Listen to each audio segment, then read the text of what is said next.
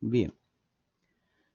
Bueno, acá están algunos datos de mi persona.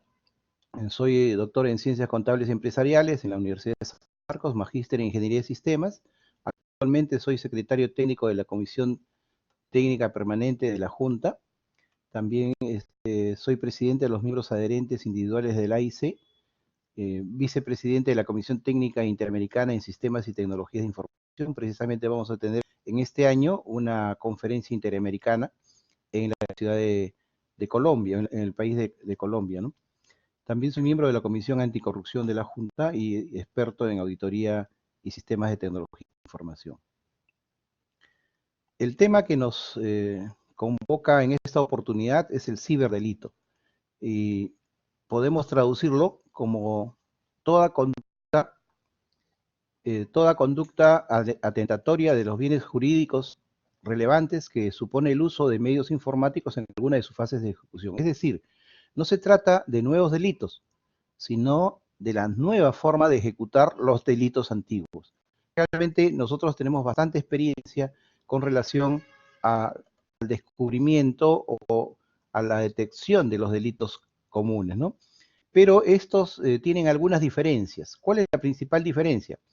Su poca, digamos, tipicidad. Es decir, la legislación está detrás de lo que ocurre. No habían antes este tipo de delitos, en consecuencia no están penados. Entonces, cuando se descubre la situación delictiva, hay que elaborar todo el proceso de generación de la legislación, de la tipificación, de las penas, etc. Entonces, ahí tenemos un problema. Otro problema es que son potencialmente muy lesivos, es decir, su proporción de los gastos sobre lo que pueden hacer es mínimo. Podemos tener un robo tremendo de millones de dólares de un banco simplemente accediendo a una red desde un computador. O sea, yo hago una inversión en acceso a un banco desde mi computador y puedo hacer una transferencia. Es decir, puedo eh, traer grandes cantidades de dinero hacia mis bolsillos sin ni siquiera entrar al banco. Y otra de las condiciones, como les decía, es que pueden ser cometidos a distancia, ¿no? O sea, hay un problema de jurisdicción. Digamos que uno puede robar desde un lugar, a otro país, inclusive, que ni siquiera logra viajar, ¿no? El otro problema es que los rastros que dejan estos son muy escasos. Casi no hay rastros. O sea, finalmente, si no hay una revisión permanente de los datos y de los aspectos, podría ser muy difícil identificar al autor. Estos son los aspectos más saltantes con relación a la situación. Tenemos una serie de ciberataques que ya han ocurrido. Estos ciberataques, les estoy dejando la dirección porque si entro acá a ver el video nos vamos a demorar más de los 30 minutos, solamente para que tengan la posibilidad de revisarlo en internet, ¿no? JP Morgan tuvo un desfalco muy grande, precisamente como los que estamos viendo, y hay una publicación sobre esta situación. De igual manera, Sony en Corea del Norte también tuvo la misma situación. Vamos a comentar algunos casos más notorios. Por ejemplo, Sony, el caso anterior, tuvo que hacer un acuerdo con las víctimas de un ciberataque del año 2014, o sea, hace 5 años.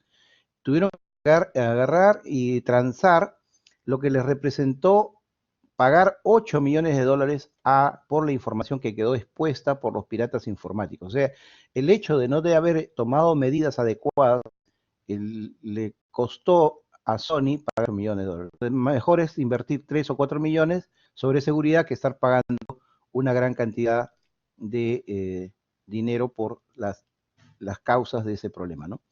También hubo un ciberataque a bancos rusos por 20 millones de euros, ¿no? Los atacantes infiltraban en los servidores internos de la entidad financiera a través de los ordenadores de sus empleados. O sea, los mismos empleados fueron los que hicieron esta situación. Sin embargo, dicen, bueno, son casos de otros países, ¿no? Acá acá en el comercio, el 13 de septiembre de 2017, o sea, hace 2 años casi, salió una noticia que estaban aumentando los ciberataques. Este reporte reveló que en los últimos 8 meses de este año, del año 17, habían aumentado a 216.000 ataques de malware, o sea, códigos malos que representan un aumento del 59%. O sea, cada vez existen mayores posibilidades que la gente esté ingresando a realizar algún ataque, ¿no? Hay un hecho más reciente que fue en agosto del 2018 acá en el Perú. En esta noticia de gestión se indicaba que los ciberataques a las empresas peruanas aumentaron en un 600%, ¿no? Un 600%. Y acá está la noticia, ¿no? Una de cada 4 empresas de 100 a 500 trabajadores han reportado un incidente de virus causado por la falta de una seguridad estratégica. Esto está aumentando. Y hace poco también acá en el Perú hubieron una serie de noticias referidas principalmente a los ciberataques de las empresas, ¿no? Mire, este de febrero del 2019, o sea, es este año, ¿no? Que salió en El Comercio. Y acá también está la noticia de los 600.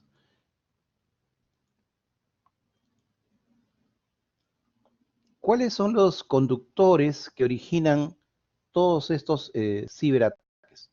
¿Cuáles son las causas que se están desarrollando por las cuales se originan? Bueno, principalmente porque la tecnología se vuelve más permeable. O sea, es decir, la tecnología la tenemos en todo lado.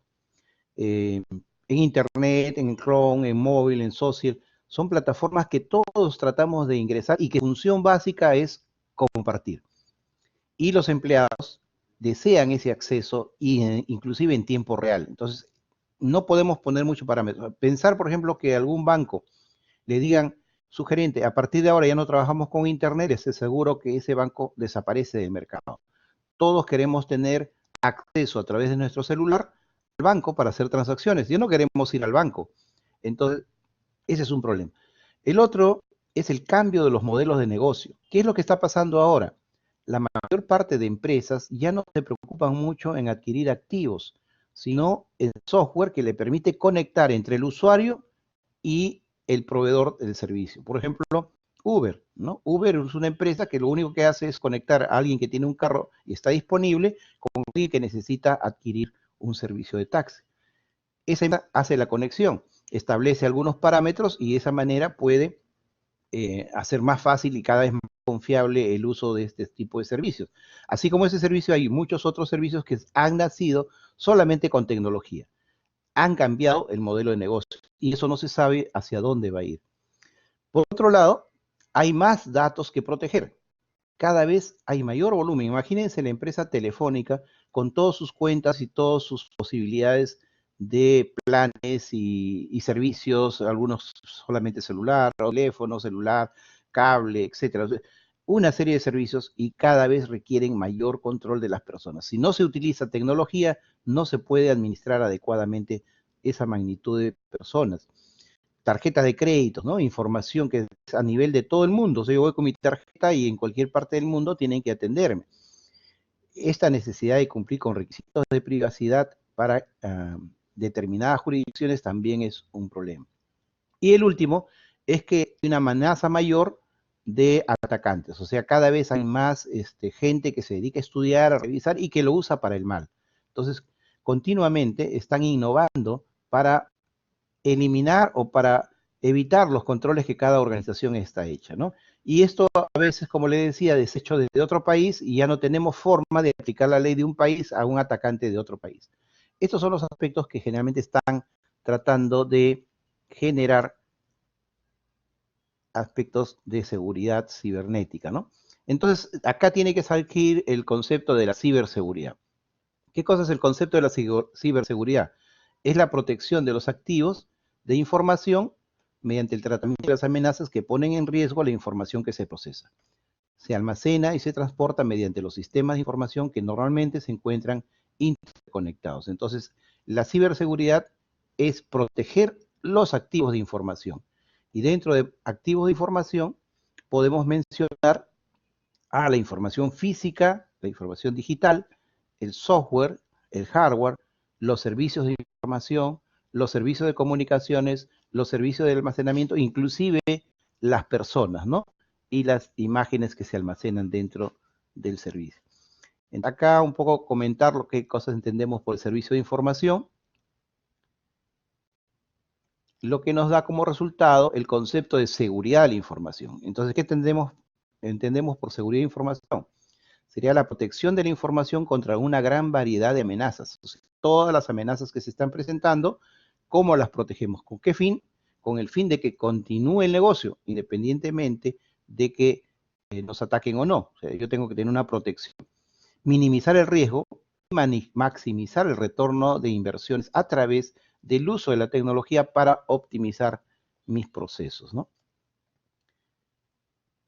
Existen documentos que apoyan la necesidad que los auditores internos apliquen sus conocimientos para gestionar y comunicar los riesgos tecnológicos. Es decir, si el auditor interno, el que conoce todo el proceso de la organización, el que está al lado de la gerencia, no da o no tiene los conocimientos suficientes de que existen estas nuevas tendencias de ataque hacia las organizaciones a través de sus sistemas de información, no podría prevenir esta situación. Entonces, eso es importante que todos los auditores lo tengan. Entonces, para el concepto de ciberseguridad está establecido en 3 líneas de defensa. La primera línea de defensa es el negocio y las funciones de TI, es decir, todos los aspectos de control interno que tiene que tener la organización. La segunda línea de defensa es la función de la gestión de riesgos de informática, que se establece en el gobierno de TI, que es un tema que de repente podríamos ver en otra oportunidad. Y la tercera línea de defensa es precisamente el auditor interno, que tiene que hacer la revisión en forma independiente de los programas y los servicios de tecnología. Entonces, ahí es donde nosotros estamos, en el punto es que nosotros estamos poniendo el mayor énfasis, el auditor interno como una actividad que se lleva dentro de las organizaciones. El contador que se hace cargo de eso tiene que tener el conocimiento para poder colaborar con las otras 2 líneas de defensa y poder hacer frente a los problemas de la ciberataque, ¿no? Las reglas nos están dando, hay una serie de reglas, el SOD, el Reino Unido, el IFAC, la Basilea II, el COSO, ¿no? Hay reglas de supervisión de los comités de auditoría, hay normas de ética que constantemente están dando, el ISO 30000, Superintendencia de Mercado de Valores, todos están dando una serie de normas que los auditores debemos estar permanentemente pendientes. Por ejemplo, lo que se refiere a la Superintendencia de Mercado de Valores, en este año, en marzo del 2019, en la página debido a ley de la transparencia y consulta ciudadana, se sacó este documento. ¿Este documento qué cosas tiene? Tiene definiciones que no estaban inclusos dentro del léxico común de las organizaciones. ¿Cuáles son? La ciberamenaza o amenaza cibernética, ciberataque o ataque cibernético y ciberseguridad, que son los temas que justamente estaba mencionando, ¿no? Entonces quiere decir que a partir de este año, el Superintendencia de Mercado considera estos conceptos como conceptos importantes para ser incorporados en el conocimiento de las que administran empresas. Entonces, el auditor debe responder cómo la tecnología facilita que ayude a los objetivos del negocio. ¿Cuál es su tolerancia para sufrir pérdidas relacionadas con tecnología? ¿Hasta dónde podría yo recuperarme rápidamente en caso de tener un ataque? Para lo cual, la organización tiene que asignar fondos y tiene que darle tiempo para mitigar ese riesgo, ¿no? Los auditores deben entender las amenazas que van a enfrentar y los costos que representan protegerse de esas amenazas. Tenemos en el Estado, esto muy rápidamente, un equipo de respuesta ante incidentes de seguridad digital, que es la preocupación del Estado para los ataques al gobierno, ¿no? Entonces, eso también es interesante conocer, que esta entidad está dando una serie de documentos y una serie de instrucciones para conocer cómo este proceso podría finalmente, digamos, recuperarse de cualquier ataque que se pueda presentar en el sector público, ¿no? Entonces, las buenas noticias es que estamos pasando un gran momento para ser auditor. Hay un reconocimiento como expertos en controles, o sea, el contador es reconocido como un experto en controles. Ser un facilitador para ejercer temas de gobierno corporativo en riesgos empresariales y ser un consejero de confianza en las juntas de supervisión relacionado a temas de seguridad. O sea, tenemos una buena visión de la sociedad sobre la actividad de los contadores, ¿no? Que hacen la función de auditoría. Si nosotros vemos en los tiempos, desde el año 70 hasta la fecha, desde ser un simple verificador o investigador, ha ido pasando por una serie de actividades hasta ser actualmente considerado como un consultor permanente de la administración más alta de la organización. O sea, es un consejero de mejores prácticas. Creo que si nosotros hacemos eso, nuestra celebración del Día del Contador, si vemos en retrospectiva de lo que era antes a lo que es ahora, debería estar mejor posicionado, ¿no?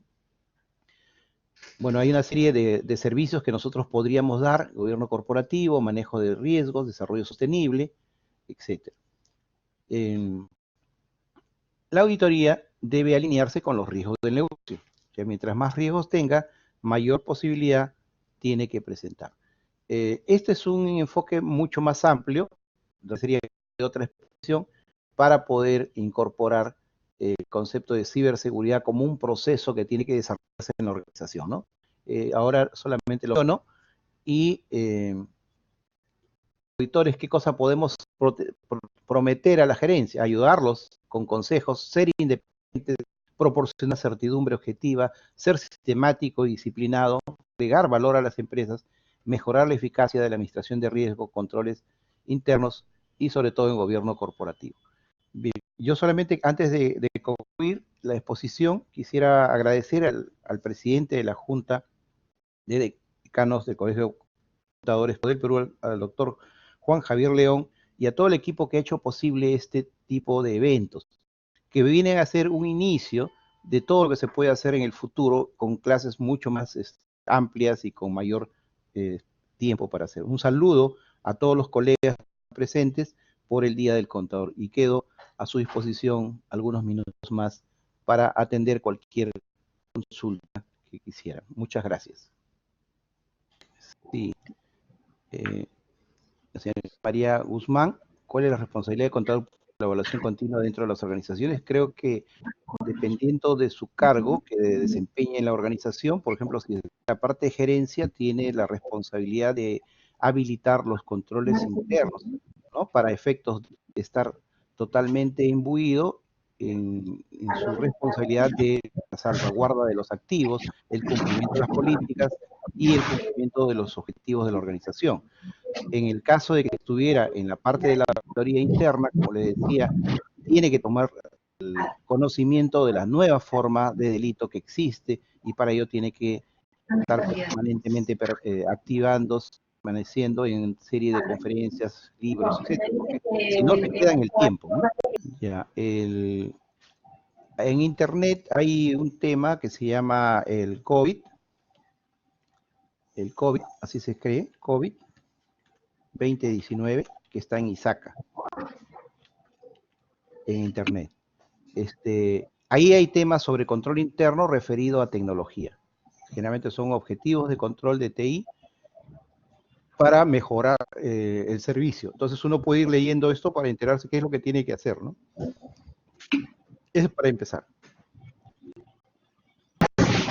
Creo que ya va a empezar la otra exposición, entonces muchísimas gracias. Yo me estoy desconectando hasta otra oportunidad. Muchas gracias nuevamente y un feliz Día del Contador.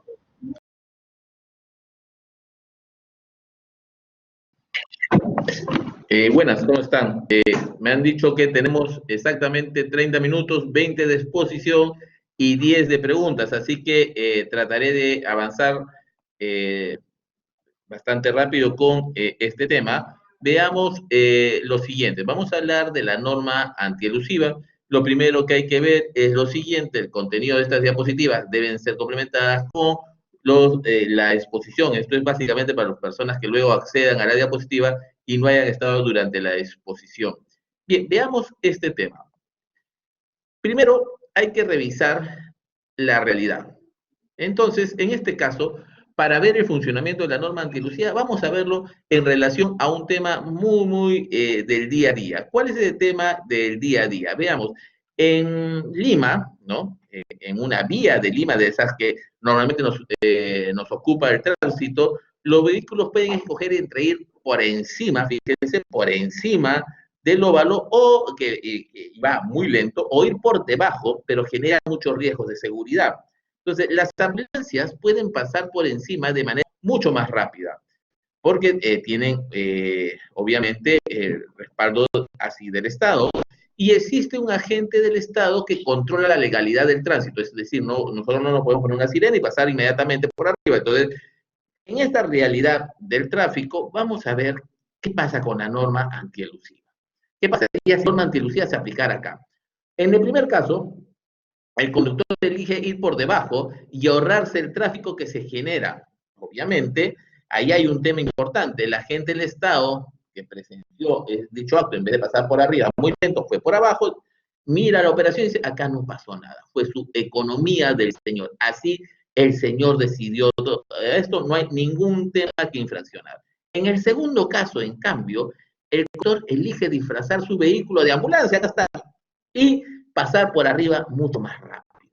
El agente del Estado dice, esto es obviamente una simulación y por lo tanto, este acto de disfrazar su carro de una ambulancia está penado. Eso es una simulación. Ahora veamos lo siguiente, en un tercer caso, el conductor elige no ir de frente por el óvalo, sino desviarse,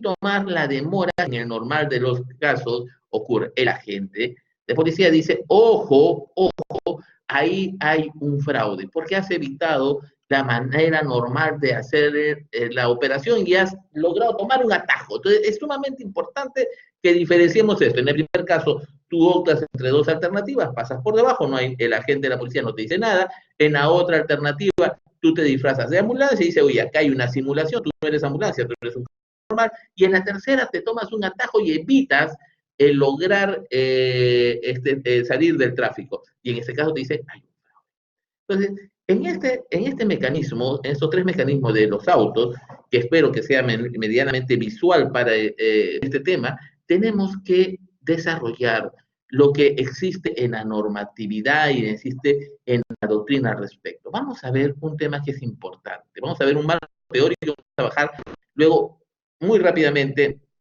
al tema de la norma 16. Fíjense lo siguiente, hay tres conceptos o cuatro conceptos que hay que conocerlos en realidad, que funcionan de manera importante. Fíjense el primer concepto, economía de opción, también está el de simulación, también está el de fraude de ley, pero acá lo que nos interesa a nosotros, conociendo cada uno de ellos, pero antes vamos a conocer un poco de lo que es la planificación tributaria.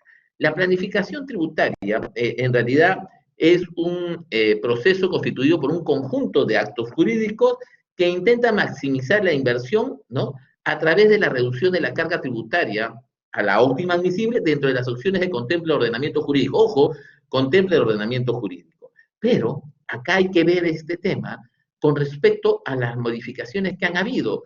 Y en esta definición es bueno definir lo siguiente: hay un proceso, hay una elección, y sin violentar la ley. Y acá, de nuevo, hay que volver a señalar, planificación tributaria no es un concepto ilegal, pero hay que tomar en cuenta los tres. Es un proceso, es una elección, y sin violentar la ley. Bien, entonces veamos cuáles son los conceptos que están detrás de ellos. La economía de opción. Señores, la economía de opción se da cuando la ley explícitamente ofrece a un hecho imponible dos fórmulas jurídicas. Ojo con este tema. La ley expresamente señala que una determinada operación tiene dos fórmulas jurídicas igualmente válidas que tú puedes optar. Bien, ejemplifiquemos eso, porque sin duda suena muy bonito el concepto, pero hay que ejemplificarlo. Veamos lo siguiente. Usted compra un intangible y tiene, de acuerdo a la ley, dos posibilidades. La primera, en un año o en 10 años. Si usted tiene un intangible, usted lo puede revisar en su norma, inciso G del artículo 44 de la ley del impuesto a la renta, señala que los intangibles pueden amortizarse en 1 o 10 años. Pero la norma, si bien esta definición habla de dos fórmulas jurídicas, las normas tributarias ofrecen opciones de diferentes posibilidades y son igualmente válidas. Por ejemplo, ya no en el intangible del inciso G del artículo 44, sino al contrario, en el inciso G del 37 para los gastos preoperativos, la norma me dice en 1 y hasta 10 años, con lo cual yo puedo pasar válidamente la amortización del gasto preoperativo en 1, en 2, en 3, en 4, en 5, hasta 10 años. Entonces, la norma me da la elección. Entonces, cuando nos enfrentamos que una norma me señala fórmulas jurídicas perfectamente válidas, estoy entre economía de opción, entre coger uno y otro. Otro ejemplo que podríamos usar es el de la depreciación, porque acuérdense que en la depreciación no tengo que coger la tasa máxima, puedo coger hasta la tasa máxima de acuerdo a lo que yo decida. En cambio, estimados señores, en estos casos, las partes son libres de elegir el tratamiento que quieran. Ahora, veamos lo siguiente. Este es el caso, si quieren regresar al ejemplo del óvalo, en donde la persona puede elegir ir por arriba o ir por abajo. Si en cualquiera de los dos es perfectamente válido, está perfectamente permitido. En cambio, veamos la simulación. La simulación sí es algo diferente. El acto simulado es aquel que tiene la intención de dar una apariencia distinta a la realidad. Hay un contraste entre la forma externa y la realidad querida por las partes, ¿no? En el negocio que es ficticio. Bien, veamos lo siguiente. Si ustedes lo quieren llevar al ejemplo primero, el auto tenía la apariencia de una ambulancia, pero no era una ambulancia. Entonces, ojo, ahí hay un acto que es aparentemente serio, pero en sí es ficticio y mentiroso. Esto se da mucho en algunos contratos de compraventa que no son contratos de compraventa, que en realidad son contratos de alquileres, o que son contratos no solamente de alquileres, sino de financiamiento. Entonces, aquí hay un acto simulado que intenta dar una apariencia legal, pero que no lo es. La simulación, de acuerdo a nuestro Código Civil, puede ser absoluta o relativa, dependiendo del grado de realización de la simulación. En algunos casos no hay un contrato de compraventa, ni siquiera intención de compraventa, pero se figura que lo existe. En otros casos puede cambiarse a una de las partes, puede ser relativa porque solamente unos elementos de cambio, en otros aparenta completamente el acto. En estos casos, en los casos de simulación, la norma antielusiva estuvo presente antes y actualmente. Lo más difícil, sin duda, para manejar en el tema de la norma antielusión fue esta figura, el fraude de ley. El fraude de ley, nos dice Tulio Rosenberg, en su obra, nos dice lo siguiente: el fraude de ley, en el fraude a la ley tributaria se dan dos normas, una, la norma eludida, que será la aplicada si el fraude de ley se corrige, y otra, la norma de cobertura, en la que se acoge al sujeto pasivo para conseguir la misma finalidad económica. Señores, acá, a diferencia del anterior, donde el acto se revistió, acá en cambio existen dos normas que están en contraposición. Y un tema interesantísimo en este caso fue lo que de alguna manera ocurrió con la creación de empresas que acogían depreciaciones importantes, producto de una revaluación previa. Ahí, sin duda, la norma societaria permitía la cobertura de una operación determinada. Esto se presenta mucho en la realización de escisiones, fusiones, que se toma la norma societaria para eludir la norma de renta. Esto también se presentaba, por ejemplo, cuando yo quería vender una casa y en vez de vender la casa, lo que hacía era vender la empresa donde estaba la casa y la tributación era mucho menor. Temas como eso se toman una norma y se sale de la norma de renta.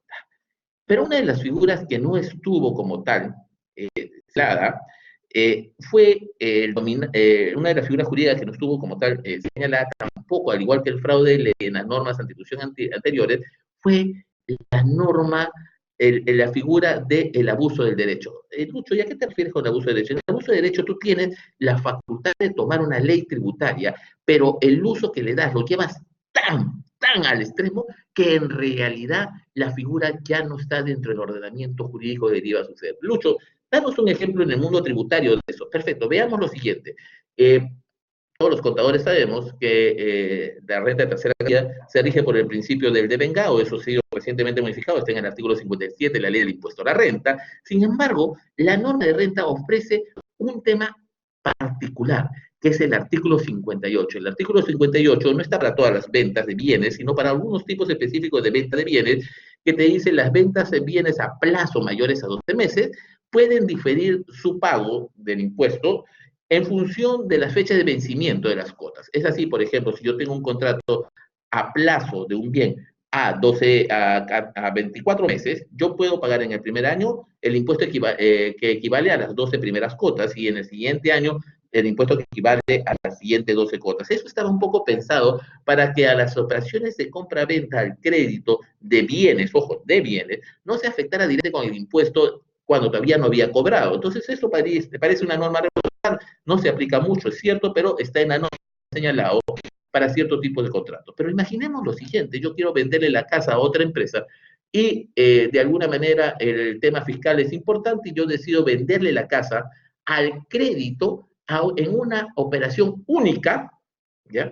De una sola cuota en 3 años. Estamos tratando de eludir el impuesto y diferirlo hasta en 3 años. La respuesta en principio tú podrías decir que sí. Sin embargo, el tribunal para este caso ya dijo no, porque también puede ser a una sola cuota a 3 años. Por lo tanto, imagínense, puedo vender al crédito a una sola cuota a 3 años y no pago el impuesto ni en el primero ni en el segundo, sino en el tercer año donde vence la cuota. Pero ahora, eso está dentro de un parámetro todavía de razonabilidad. Pero ¿qué pasa? Si lo que hago es vender al crédito tomando esta norma que me permite pagar cuando venza la cuota, no en el primer año, sino de acá le doy crédito a una persona para que dentro de 40 años me permita pagarle a él la cuota, en cuyo caso el nacimiento de la obligación tributaria no nacería en el transcurso de los 40 años.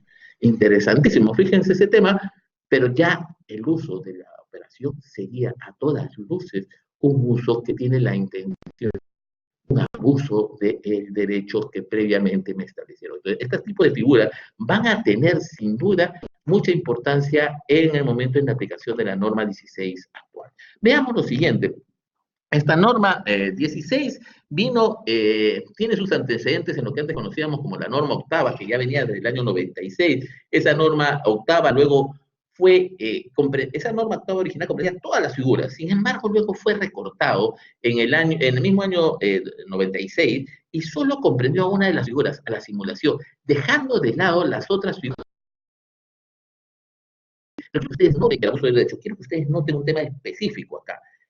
Nunca la norma antielusión comprendió a las operaciones comprendidas dentro del concepto de economía de opción. No estuvo nunca la economía de opción cuestionada para poder eliminar, para no tomarla como parte de una planificación válida. Pero sí está fuera de su alcance la simulación, el fraude de ley y el abuso del derecho para casos específicos. Luego de ello, hubo algún desarrollo jurisprudencial con diferentes RTFs donde asentaron el tema que solo estaba para la simulación. Con la norma 16 que salió en el año 2012, se comprendía en realidad recién a partir de este momento todas las figuras que se podían presentar, es decir, excepto economía de opción, obviamente, podía comprender la norma, la lucha contra la planificación, la simulación, el fraude de ley, el abuso de ley, cualquier otra. Sin embargo, su aplicación fue suspendida por una razón muy sencilla. Fue suspendida porque generaba algún rango de inseguridad y recién es a partir del año 2014 con la 3230 que trata de darse de nuevo otra vez realce y vigencia a esta norma. ¿Y qué decía la norma 16? ¿Por qué era la norma 16, por qué era tan importante, por tan fuerte? La norma 16, en su primer párrafo, obviamente, pone un párrafo general que dice, ojo, hay que determinar las intenciones que efectivamente persigan las partes, y luego de ello, hay un tema más importante, porque esas intenciones o motivaciones, ya me señala el reglamento, ¿no? Es el resultado o la indagación o el descubrimiento de las intenciones, no es el resultado de la indagación o el descubrimiento de las intenciones, porque, ojo, si eso fuera la búsqueda, si esta norma se entendiera de esta manera tan libre como que es simplemente la intención, indagación de descubrimiento de las intenciones, podría ser sumamente su aplicación podría ser sumamente abusiva. Por lo tanto, el reglamento dijo, ojo, no es la búsqueda de la intención como tal. marca una serie de parámetros objetivos que hay que seguir para poder aplicar la norma 16. Regresando a la norma, acá hay un tema importante, le da a la SUNAT la facultad de exigir la deuda tributaria, los saldos a favor, las pérdidas tributarias, o sea, le dan toda la facultad para revertir nuestra declaración cuando esta hubiera sido generada con básicamente dos temas que son importantes tenerlos. Estos actos podría ser que individualmente o en forma colectiva, ¿no?, sean artificiosos e impropios, es decir, no sigan el curso normal de la actividad. Pero hay otro tema más que dice esta norma antielusiva, que de la utilización no resulte efectos jurídicos relevantes más que la ventaja fiscal. Es decir, para entrar a saber si una figura es antielusiva, primero tiene que haber una ventaja fiscal. Luego de esa ventaja fiscal, lo que hay que analizar si la figura jurídica usaron fueran artificiosas o impropias. Este término de artificiosa e impropia realmente generó todo un tema de discusión y se tuvo que poner vía reglamento algunos temas interesantes. Por ejemplo, el reglamento señaló que la aplicación de la norma antilucía implica un margen de apreciación para determinar el contenido y extensión de los conceptos jurídicos indeterminados, siempre que dicha calificación no resulte manifiestamente irrazonable. Obviamente, cuando uno hay que evaluar cierta cantidad de actos, hay que evaluarlo en una balanza. Y el tema acá de la evaluación de la balanza es lo que daba miedo desde el inicio de la apreciación. Esto lo puesto en el reglamento, y en función del reglamento se ha tratado de ir señalando diferentes circunstancias que son importantes en la aplicación. Ojo, hay que ver el equilibrio primero. Para eso, la norma dio una serie de ejemplos. Por ejemplo, uno de los temas que había que tener en cuenta es el factor tiempo.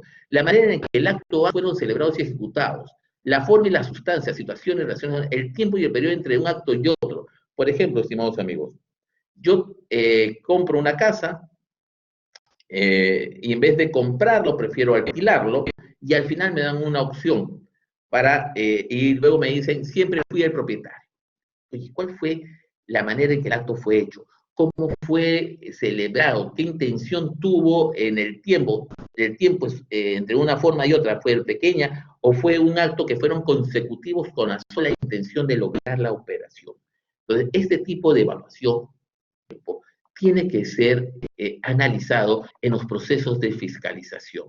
Ojo, eventualmente, también tienen que ver no solamente los cambios en el sujeto fiscalizado, sino también el tema de la posición legal, económica y financiera en terceros en función de esta operación. Si en realidad estos actos involucraron a terceros, entonces es obvio que no había intención de lograr un ahorro fiscal, sino que había un intento de tercero que hacía que esta operación tuviera una sustancia diferente. Ojo, también es importante en este análisis el resultado entre la consecuencia y la conexión, ¿no? Ojo, lo que podemos sacar de acá es que el reglamento en realidad quiso atenuar que este balance sea mucho mejor, no sea un balance que permita el abuso por parte de la administración tributaria, sino que hay que hacer un balance entre un proceso y otro. Ojo, el reglamento también nos señaló, por si acaso quedaba duda, que los temas de economía de opción, es decir, esas donde la norma te da para escoger, en ello escoge lo que más te conviene dentro de lo que la norma señala, esas no ingresan dentro del concepto de elusión y por lo tanto se pueden manejar tranquilamente. Una vez que hayamos llegado a este punto, es interesante eh, señalar lo siguiente. Cuando la norma me señala que solo se aplica para los casos donde los actos no fueron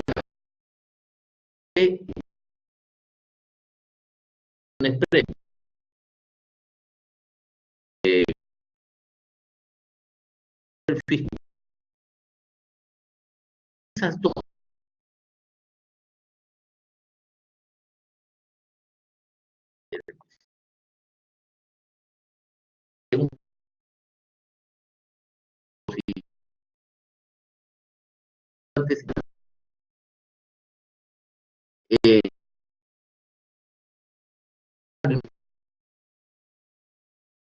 eh, la, el,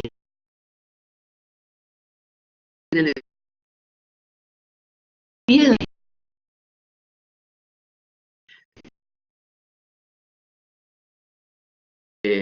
aplicar la norma 16, entonces tiene que preparar este expediente. Pero hay un tema sumamente interesante. Ese expediente tiene que enviarlo a el comité y el comité tiene que definir, espérate, si voy a definir la aplicación, tengo que decirle al contribuyente, oye, contribuyente, te voy a aplicar la norma 16 para que tú, señor contribuyente, puedas dar el descargo.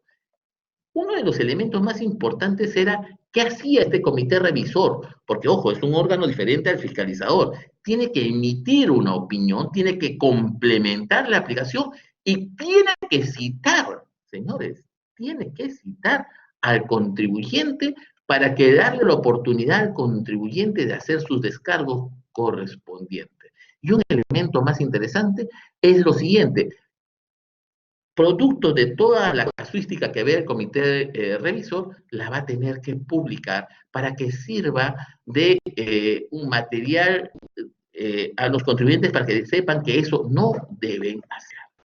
La norma 16, por lo tanto, comienza con el inicio de fiscalización, le requiere al contribuyente, elaboran, tienen 90 días el contribuyente para enviar su informe, si luego Dios tiene que citar al contribuyente fiscalizado, y una vez que cite y lo escuche, tiene 30 días para 30 días para agarrar y sacar su pronunciamiento si procede o no procede. Esto ha venido todo un tema adicional, porque se ha establecido excepciones en el plazo de fiscalización, también se ha producido todo un tema de la publicidad en los casos, y ya no va a ser posible cuando ocurran estos temas.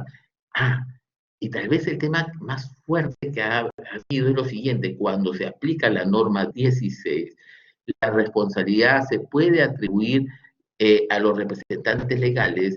También toda una discusión sobre órganos del directorio, donde también va a caer la responsabilidad, toda una discusión sobre el tema en específico, porque eventualmente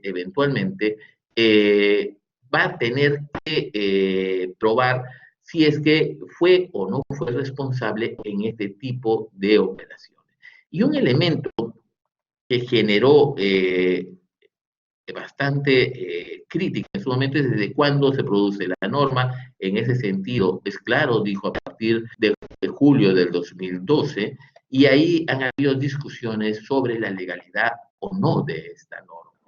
En este año, el 29 de marzo, terminó el plazo para que los directores y en realidad la empresa comunicara si es que existía o no existía procesos de planificación que pudieran estar dentro del alcance de la norma 16.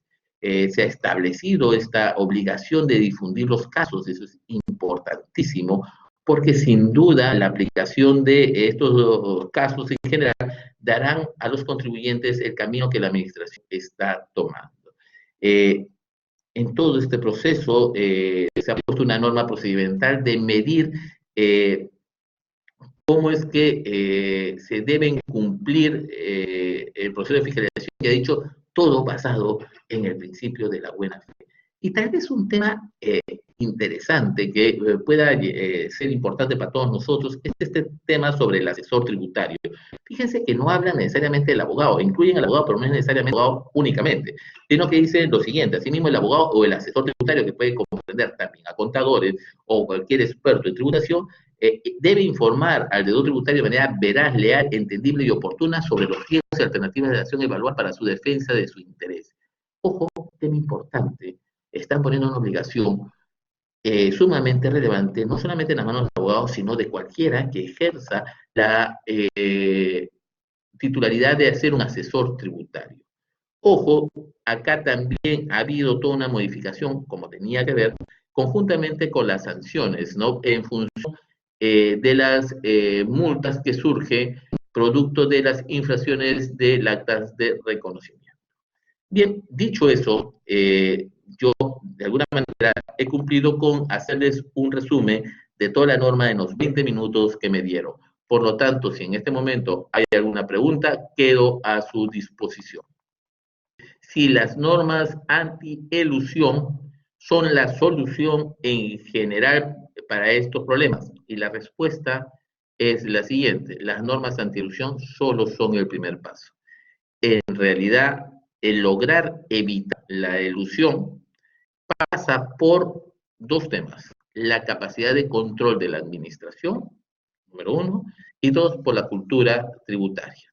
No pasan únicamente por la creación de una norma, pasa por la capacidad de control que tenga la administración. Sin esa capacidad, nunca estas normas podrían llegar a ser realidad. Bien, no habiendo más preguntas, les doy las gracias por estar presentes y, ¿cómo se llama esto?, hasta una posterior invitación, ¿no? Estimado CPC, yo se lo voy a leer, dice, la señorita Cristel comenta, ¿no? ¿Cómo debemos fomentar la cultura tributaria desde su perspectiva? El fomento de la cultura tributaria pasa, diría yo, por los temas siguientes. En la currícula escolar, el tema tributario no es un tema presente de manera permanente, y en realidad lo que prima es, o lo que viene de conocimiento es ya posterior al colegio y cuando uno comienza su ejercicio profesional, y lo primero que llega es alentar una forma de viveza criolla, digamos, entre comillas, del no pago del impuesto. Esto pasa porque en la formación escolar, en los primeros años, no nos enseñaron el motivo, la importancia y la necesidad de tributar, y de tributar de manera correcta. Entonces, creo que la currícula escolar comienza y toda esta cultura tributaria. Luego en la universidad no debería pasar un tema, estudios generales, en ninguna carrera, si es que no se le enseña a los profesionales la manera correcta de tributar. Había una pregunta más. Mi pregunta es la siguiente, dice: si el titular de una IRL o el accionista de una sociedad alquila los bienes de propiedad de la empresa con la cual tiene relación, esta operación corresponde a una simulación, por lo tanto estaría... ¿Qué pregunta más interesante? Sin duda, digamos, si hubiera un premio a la pregunta, esta sería la que llevaría la estrella. Y les cuento por qué. Porque este caso en específico estuvo en la discusión para ponerlo como una forma de ejemplo de planificación. Sin embargo, en las discusiones de los proyectos, al final este tipo de operación quedó desgarrada y quedaron conceptos generales. Con los conceptos generales puestos hoy en la norma, yo considero que el alquiler que realiza el titular o los accionistas no necesariamente constituyen una forma de planificación fiscal. Para eso habría que volver a los criterios generales y decir, ojo, ha cambiado las relaciones jurídicas del bien, cómo están los temas de tiempo en el análisis, porque considero de que en este caso en específico no se cumplen todos los casos. Sin embargo, si por ejemplo sucediera un caso aislado en donde la empresa le vende la casa al propietario y el propietario agarra y le alquila a la empresa una vez que recién lo acaba de comprar, ¿no? Vuelvo al caso, una empresa tenía una casa, se la vende al dueño, al socio de la empresa. El socio de la empresa, una vez que lo tiene, en menos de un mes se lo alquila a la empresa para que la empresa lo pueda usar y hay una continuidad. Yo pensaría que esos casos sí caen dentro del proceso de la norma 16, porque ahí obviamente no hay una intención, no hay un cambio de los flujos económicos, sino todo fue con la intención de lograr este escudo o este diferencial de las tasas entre 5 y 10%. Por lo tanto, yo creo que en ese caso en específico sí. Pero en el resto de los casos, yo creería que, si bien hay que someterlo a mayor análisis, creería que en la mayor parte de los casos, cuando ocurre esa operación, no es posible aplicar la norma 16.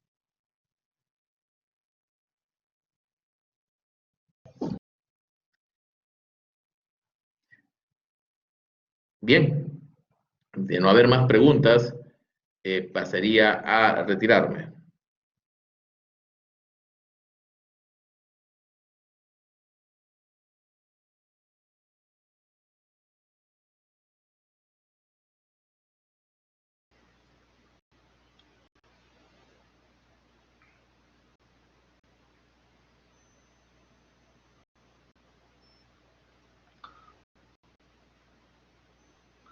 Buenos días, vamos a empezar el seminario.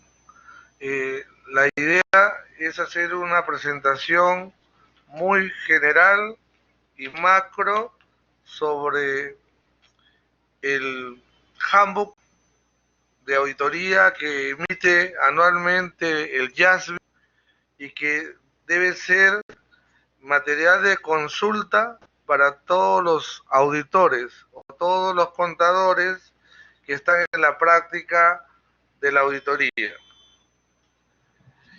Para empezar, vamos a decirles de que este handbook todos los años se actualiza. El que está vigente en el mundo es el del año 2018. Hay un retraso de un año, obviamente.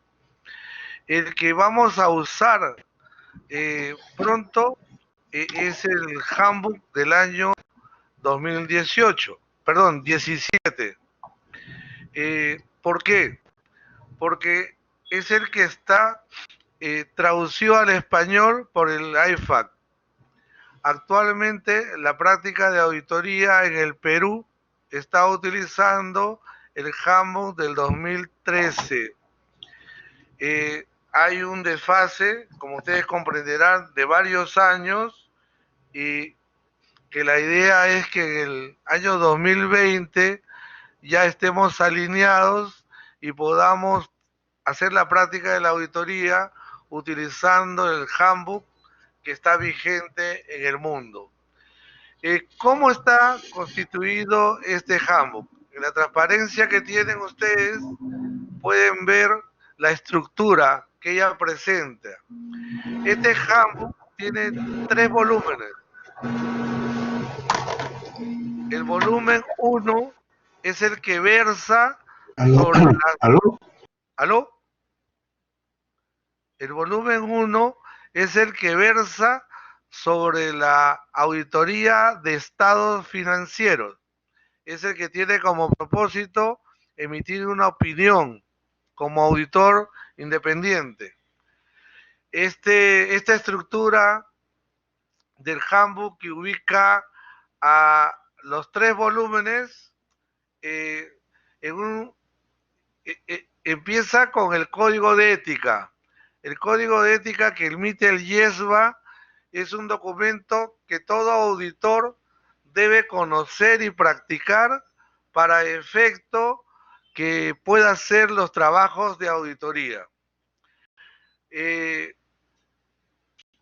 Por encima del código de ética, el JASB, que es la institución que pertenece al JASB, emite estas normas y también como precedente a los trabajos de auditoría hay que aplicar la norma de control de calidad.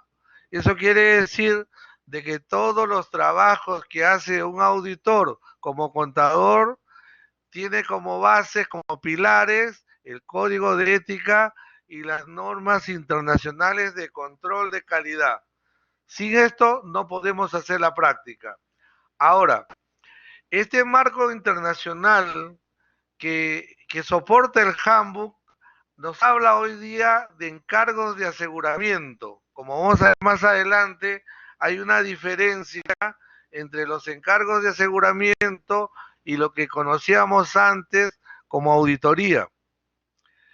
Estos encargos de aseguramiento le dicen al auditor financiero de que hay 4 tipos de estándares internacionales. El primer bloque, que está al lado izquierdo, es el referido a las auditorías de información financiero histórica.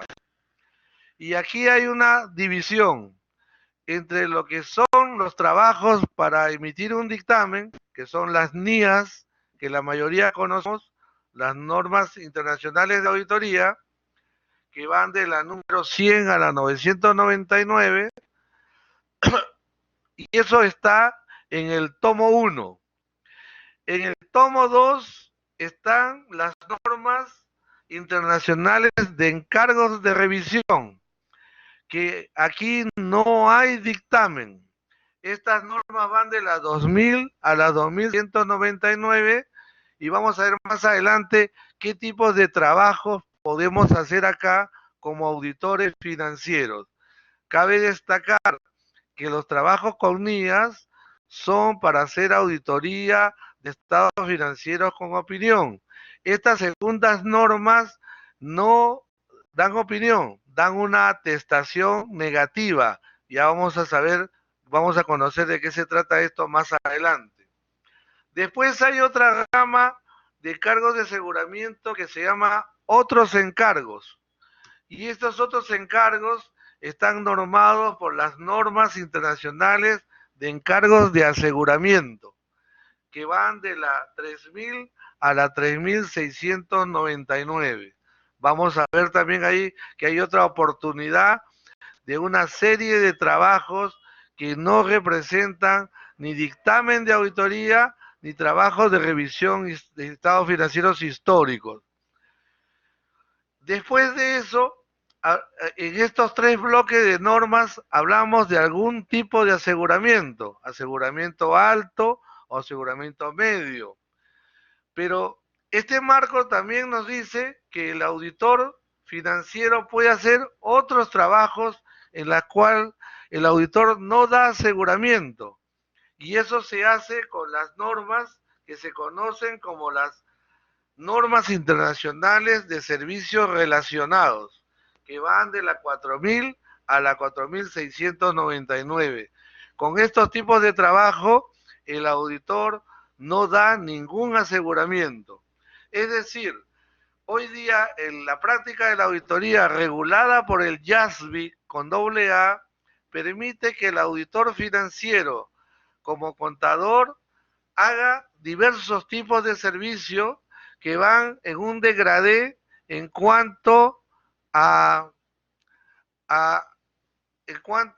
tema del aseguramiento, alto, medio, sin aseguramiento.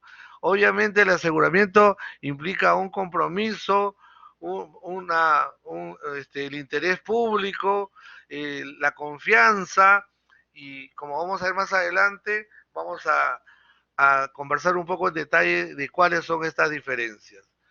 Si uno sale de este marco que está en la transparencia, vamos a encontrar de que el auditor puede hacer otros trabajos en su calidad de contador, con el expertise que le da la universidad, con el expertise que le da su práctica profesional, pero ya no estarían enmarcados dentro del concepto de auditoría y aseguramiento.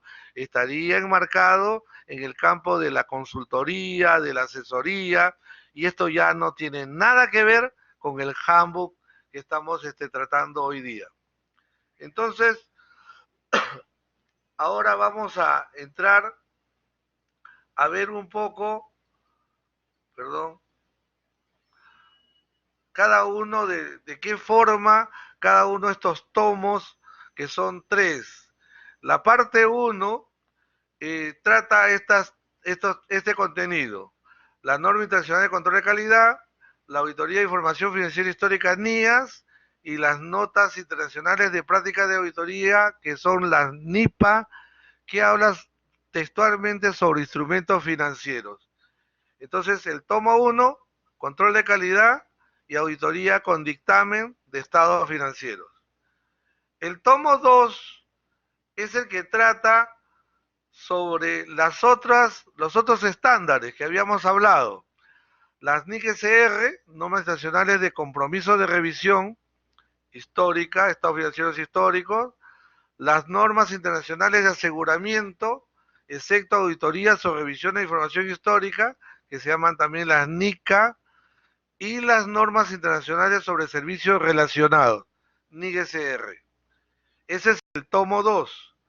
Y el tomo 3, que es un suplemento, nos habla sobre la calidad de la auditoría, ya en detalle, y sobre el marco de aseguramiento. Así como hay un marco para las IFRS, para las NIF, un marco conceptual, también hay un marco conceptual para los auditores. Esto está en la parte 3. Entonces, el handbook de auditoría, que hoy día es el del 2018, el vigente, tiene 3 tomos y son lo que acabamos de hablar.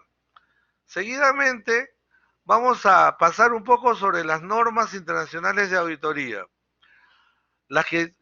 por las cuales se emite el dictamen. Estas normas, dijimos, van de la 200 a la 900. La primera es la que están viendo ahí, que son las relacionadas a los principios y responsabilidades generales. ISA en inglés, NIAS en castellano.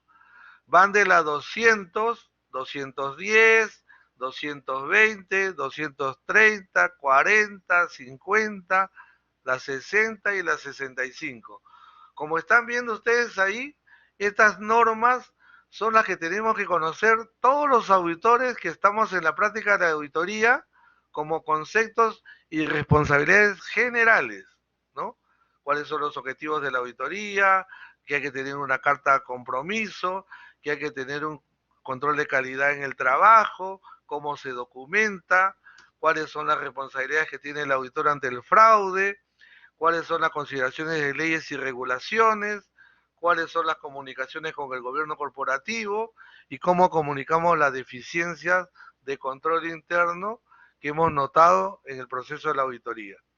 Esa es la sección 200 a la 299. Después sigue las secciones 300 a la 499, que habla sobre la valoración del riesgo y respuesta ante los riesgos valorados. La NIA 300, 315, 320, 330, la 402 y la 450.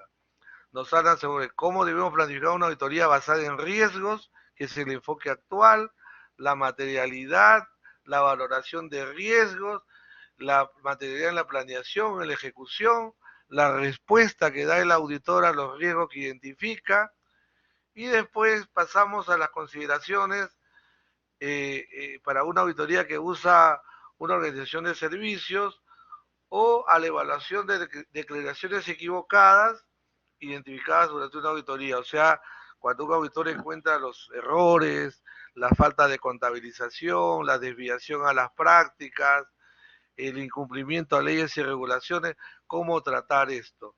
Esta sección responde básicamente al enfoque actual de auditoría en el mundo, que es la auditoría financiera basada en riesgos.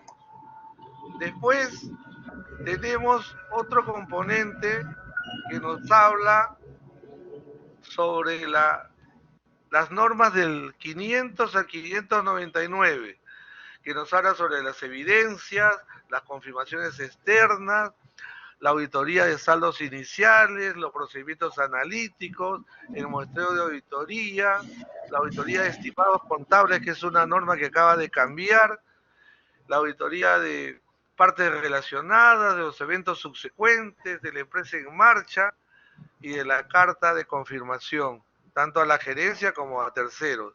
Esto ya se usa mucho en la fase de la ejecución.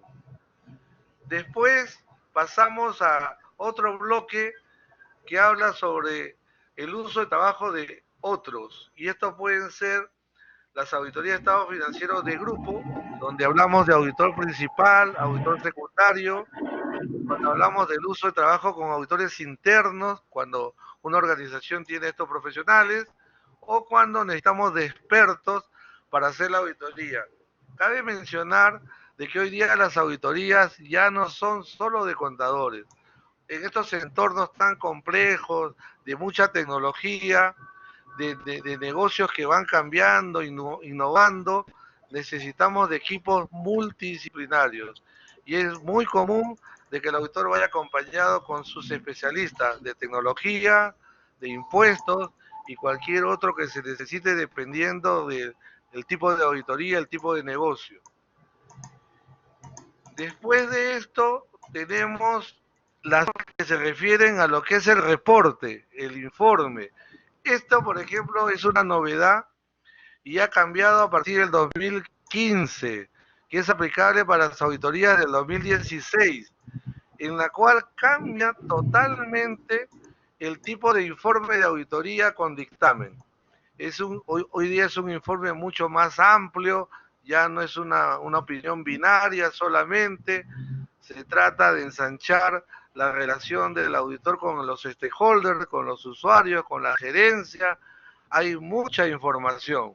Esto me hace acordar cuando pasamos acá en el Perú a hacer la implementación de la IFRS, pasamos de unos informes de auditoría, de unos informes que significan las notas. Antes había, hace unos 10, 12 años, cualquier empresa tenía entre 5 y 12 hojas.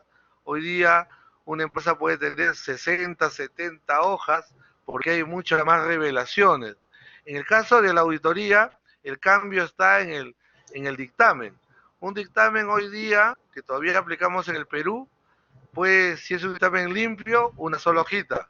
Hoy día los dictámenes pueden ser 50, 60 hojas o más, dependiendo de la necesidad de información que considere el auditor debe incluir en su informe para cumplir con los estándares que están ahora vigentes, que son todas las que usted está viendo en esta transparencia que tiene que ver con la norma de reporte.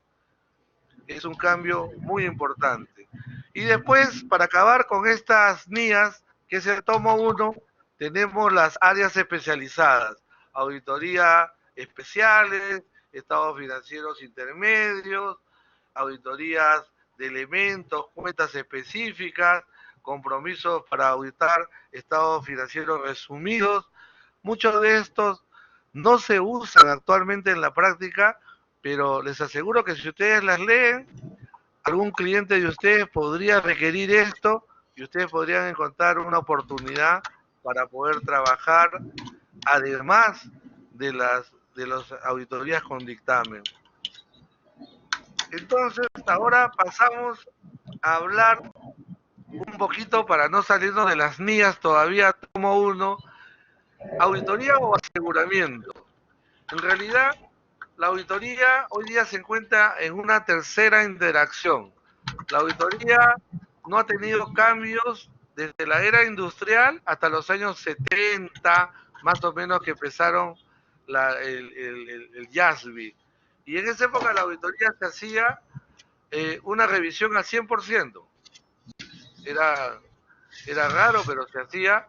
Luego evolucionó a una atestación del 70 para adelante, muestreo selectivo, materialidad, ya la profesión, el gremio en el mundo fue tecnificándose y ahora, hace más o menos unos 10, 12 años por este lado del mundo, la auditoría ahora está dirigiéndose al aseguramiento. ¿Qué significa el aseguramiento?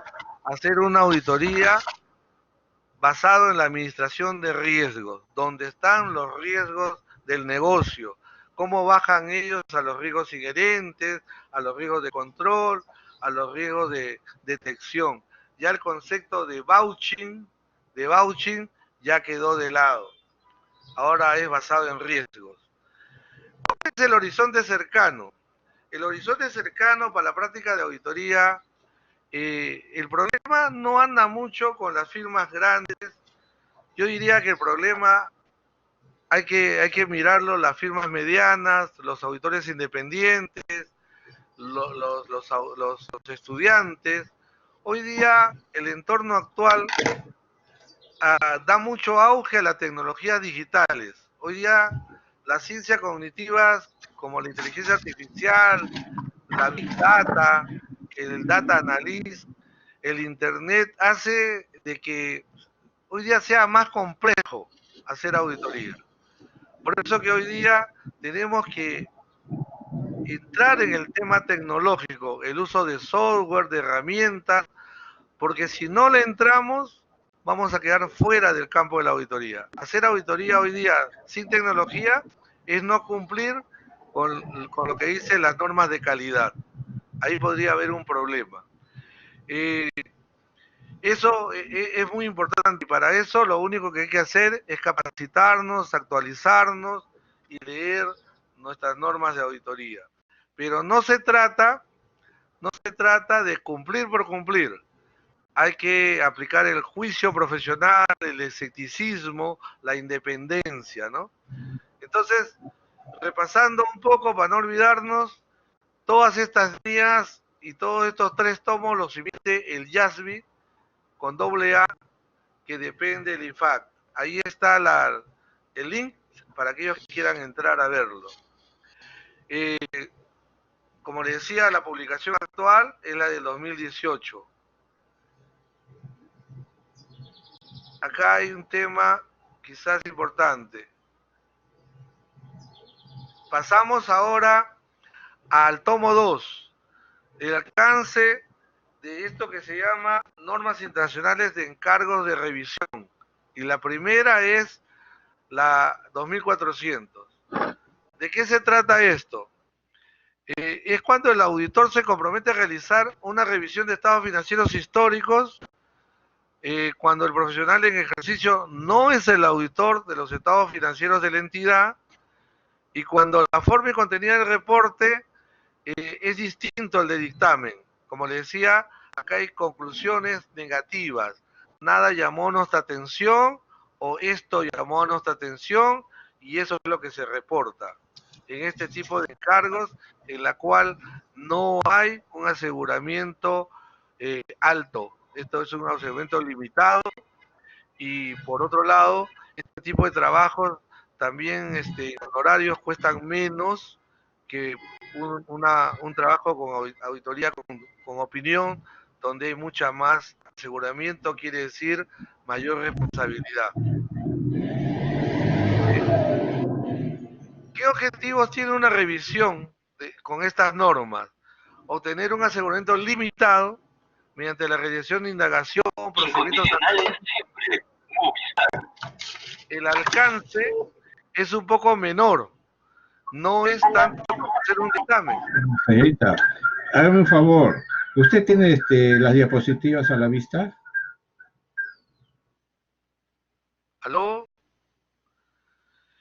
Es un alcance menor, consiste también en reportar los estados financieros, comunicarlos, tal cual lo pide este estándar. Para poder hacer estos trabajos hay que revisar este estándar, ¿no? Entonces, ¿qué es un aseguramiento limitado?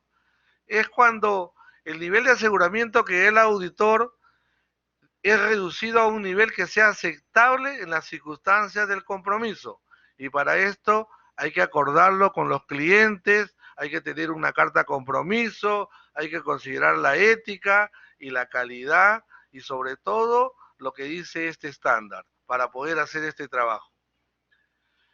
Después hay la norma 2410, que también está dentro de las normas de encargos de revisión que no son dictamen, y el objetivo es proporcionar al auditor un compromiso a revisar información financiera intermedia. Cuando un cliente le dice, quiero que me hagas una auditoría de estado financiero interino, hay que referirse a esta norma. Muy importante. Hay que leerla. ¿Cuál es el alcance de la ISAE 400? Ya acá estamos hablando de una norma que nos lleva a compromisos de aseguramiento diferentes a los de auditoría con dictamen o a revisiones de información financiera histórica. O sea, las dos que hablamos en antes. Ya estamos en el tomo 2, y acá la idea es hacer trabajos que sean distintos a los de revisión financiera histórica. ¿Qué tipo de trabajos entran ahí? Acá podemos hacer trabajo con aseguramiento limitado, obviamente no alto, y estamos hablando de hacer trabajos que nos pueden conllevar a hacer estados financieros prospectivos, estados financieros con pronóstico, análisis de los supuestos, de los estimados, y que requieren un tipo de informe que está establecido en este estándar que se llama el ISAE 3400. Igualmente, hay el ISAE 3402 que nos habla de hacer informes para entidades que están solicitando trabajos relacionados con el control interno. Y la 3410 que nos hablan sobre otros tipos de compromisos de aseguramiento basados en aseveraciones, basados en aseguramientos limitados, que podemos hacerlo dentro del contexto de auditores financieros. Así como eso, la 3420 también es otra norma que nos ayuda a hacer trabajos de aseguramiento que pueden requerir algunos clientes como estados financieros proformas, que a veces son requeridos por algunas entidades. Finalmente, en el tomo 2 tenemos las NISAs o las NIC ISRS, por ejemplo la 4400, que nos habla hacer trabajos que ya no están dentro del marco del aseguramiento, sino están dentro del marco de hacer trabajos de auditoría, auditores financieros, pero sin aseguramiento. Estos están relacionados con los procedimientos previamente acordados, y donde me pongo de acuerdo con el cliente para revisar una cuenta y para hacer procedimientos que le puedan servir a él, pero no doy ningún aseguramiento, solo concluyo con hallazgos producto del trabajo realizado bajo el procedimiento convenido. Y finalmente, tenemos la 4410 que nos lleva a hacer trabajos distintos como el de compilación, trabajos en la cual hacemos compilación de estados financieros que son requeridos por la gerencia, y que el tipo de informes, tipo de alcance y tipo de carta compromiso la podemos ver en esta norma 4410. Entonces, como ustedes acaban de ver, ya hemos recorrido los 3 tomos. El trabajo que puede hacer el auditor financiero es amplio, no solo es dictamen, puede hacer un degradé de servicios en el marco de la ética y del control de calidad, el IQC 1, que tengo que cumplir como firma auditora, que es importante, porque hoy día los reguladores la tendencia es que se pongan más rígidos, que revisen el trabajo que hacemos, y en el caso de no hacer un trabajo como dicen estos estándares, podríamos nosotros tener problemas, ser sancionados. Hay una responsabilidad civil, hay una responsabilidad penal, y una responsabilidad con nuestros clientes, ¿no? Que es el tema de la confianza, que es importante no perderla, ¿no? Yo quisiera terminar esta presentación diciéndoles de que en la auditoría tenemos hoy en día un montón de retos, pero también un montón de oportunidades de cara al futuro de auditores, ¿no? Acá el tema es de que no podríamos hacer una auditoría, primero, sin conocer estas normas, segundo, sin aplicar el juicio y el criterio para aplicarlas en un cliente, y no podríamos hacer auditoría si no comprendemos bien el negocio del sector, del cliente que estamos auditando, su defensa corporativa, si no pensamos en preservar el valor de la empresa que estamos auditando, porque esas son las piedras angulares de nuestra práctica, ¿no? La esencia de la auditoría, señores, es el profesionalismo y la independencia. El escepticismo profesional y el juicio profesional son insumos clave para hacer una auditoría de calidad. El escepticismo profesional como estado mental y como actitud debe gobernar el desempeño de toda auditoría que hacemos. Las auditorías de hoy en día están basadas, como les decía yo, en la tecnología, están basadas en el cambio a una velocidad considerable de lo que es todo el tema de la transformación digital hoy en día, el tema de la defensa del gobierno corporativo de nuestros clientes, que para mis gustos tenemos que pensar en el gobierno corporativo, en los riesgos de nuestros clientes, en los cumplimientos de las leyes y regulaciones, en el tipo de inteligencia artificial que puedan usar, en la seguridad de sus controles, en la resiliencia de su gerencia, en los controles y en el aseguramiento. Señores, quiero terminar agradeciéndoles por su paciencia en escucharme y instarlos a que una práctica profesional de auditoría nunca va a morir, por más que la robótica esté tratando de quitar un poco de trabajo a los contadores, a los auditores, pero el criterio, el análisis basado en doctrina, en el entorno actual de tecnología, es una oportunidad muy grande para todos nosotros.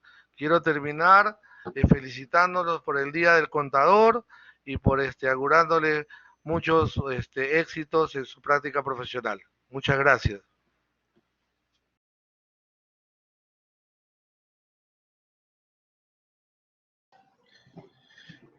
Colegas, muy buenas tardes. Les saluda su colega Tito Pereira Portugal, perito contable.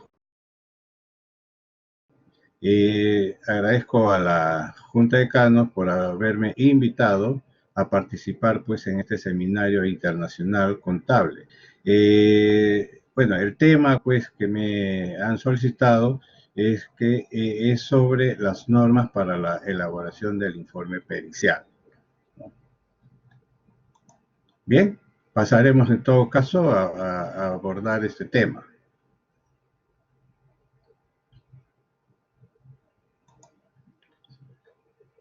Bien, las normas técnicas aplicables al perito contable data pues desde la realización de la tercera Convención Nacional de Peritos Contables que se llevó a cabo pues en la ciudad de Lima, ¿no? En el año 1996. Ahí es donde se aprobaron las cartas al peritaje contable, ¿no? Estas normas pues han sido clasificadas en tres partes, como son pues las normas personales, las normas para la ejecución del trabajo y las normas al informe pericial. Por esta vez vamos a obviar las dos primeras, ya que solamente se va a abordar lo referente pues a las normas al informe pericial. Bien, creo que es importante mencionar, ¿no?, que en este caso sobre el informe contable judicial, el cual pues no es un documento, ¿no?, es un material, es un medio de prueba, ¿no?, que le sirve pues al juzgador o al magistrado, ¿no?, que es presentado resultado de su labor que ha desarrollado, ¿no? La estructura, ¿no?, que justamente se aprobó en el 10º Congreso de Contadores Públicos del Perú, ¿no?, que se llevó a cabo, si más no me equivoco, en el año 1992, ¿no? Consta de lo siguiente, ¿no? Lo primero es la introducción, luego vienen los antecedentes, después el objeto, ¿no?, finalmente, luego el examen y finalmente las conclusiones, ¿no? También, ¿no?, se le conoce como informe pericial, prueba pericial o informe pericial contable.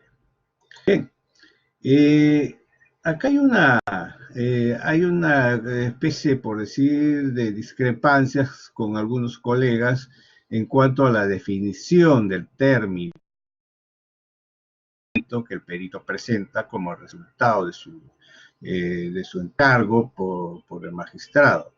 ¿Qué le podemos llamar a este documento? ¿Cómo lo podemos llamar en este caso? ¿Dictamen o informe? Bien, ¿no? Tal como dice pues acá en la diapositiva, ¿no? En el Código Procesal Civil, ¿no? En los artículos 265 y 266 específicamente, a este documento lo refiere como dictamen, ¿ya? En todo caso, pues, es para tal como lo está definido en dicho código, es el documento, ¿no? Que contiene la opinión, ¿no? Que el perito transmite al juzgador, ¿no? Civil, o que también en este caso al despacho fiscal. Pero, ojo, ahora se está está en vigencia el Código Procesal Penal, ¿no? En este caso ya el Código Procesal Penal, como lo vamos a ver más adelante, tiene otro tipo de estructura, ¿no? Y acá en este Código Procesal Penal, en los artículos 178, 179 y 180, ahí prácticamente no lo denomina, a este documento no lo denomina como dictamen, sino como informe, ¿ya? Entonces, por eso es pertinente, ¿no? En este caso ya definir posiciones sobre ambos términos que nos permita pues señalar, ¿no?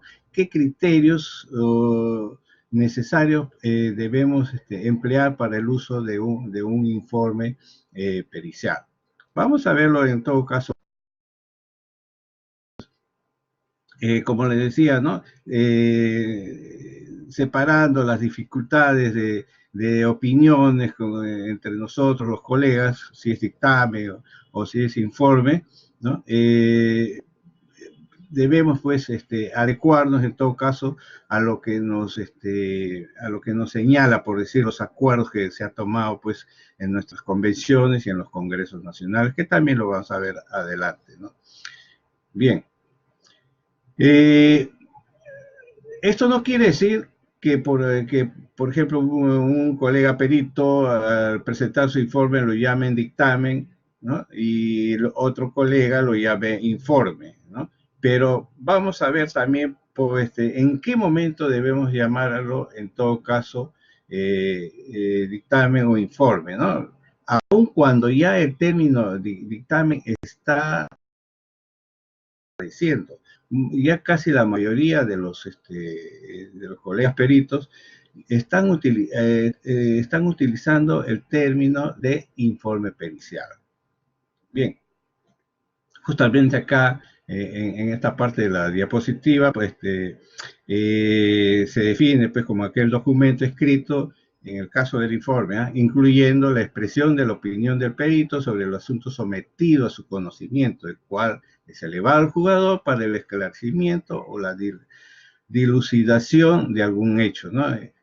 El término informe, la verdad que yo particularmente me quedo con el término de informe. ¿Por qué? Porque es mucho más amplio que el término de dictamen, ¿no?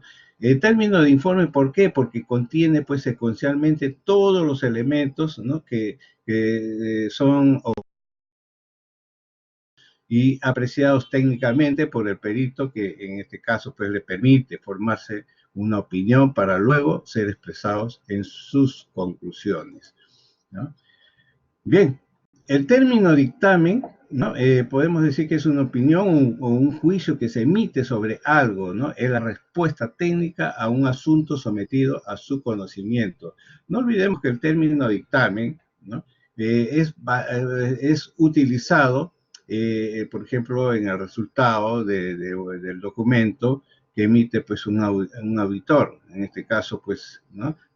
A la carta, por decir, que presenta la Junta de Accionistas, ¿no?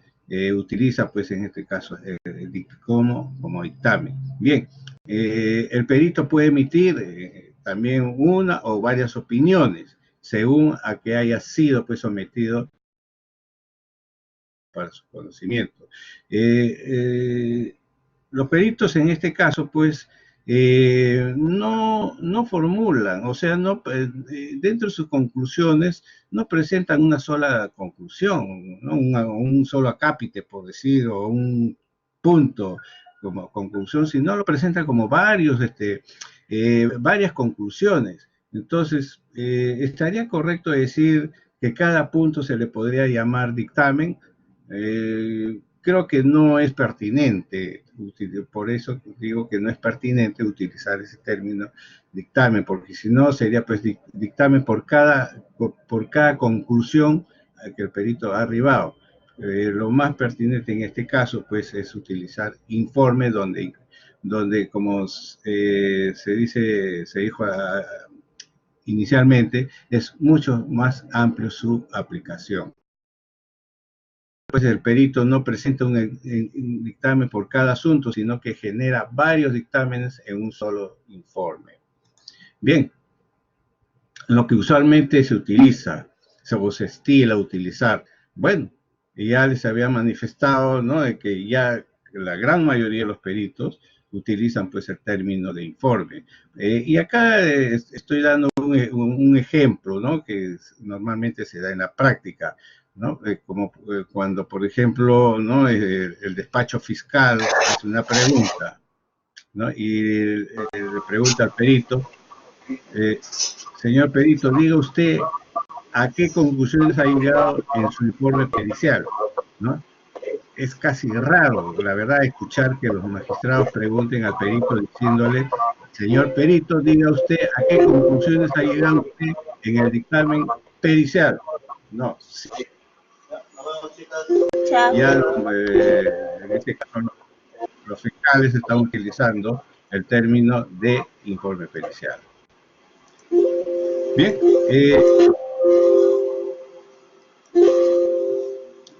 la denominación del documento pericial. Bueno, ya pues como había mencionado antes, pues, ¿no?, que la resolución número 6 de fecha 14 de agosto, luego de que la Comisión Técnica Nacional cumpliera con revisar un trabajo, ojo, que se había presentado en aquel entonces, ¿no?, el cual fue presentado pues en la primera convención de peritos contables judiciales que se llevó a cabo en la ciudad de Lima, ¿no?, con la finalidad pues de uniformizar el criterio, ¿no?, en beneficio de todos los colegas, ¿no?, se llegó pues a establecer que se debía de utilizar informe.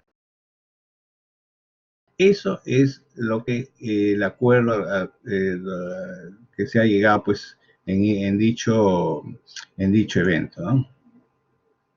Bueno, ya ahora sí pues hablemos sobre las normas al informe pericial, ¿no? Acá se menciona pues, ¿no?, de que el informe pericial debe ser claro, ¿no?, así como preciso, ¿no?, los puntos o cuestiones sometidos a examen, ¿no? Debe contener una estructura aprobada en el 10º Congreso Nacional de Contadores Públicos del Perú, ¿no? Debe precisarse cuando corresponde, en el caso lo requiera, los principios y normas técnicas de contabilidad, de autoría, tributación, etcétera, que fueran aplicadas durante el desarrollo del informe.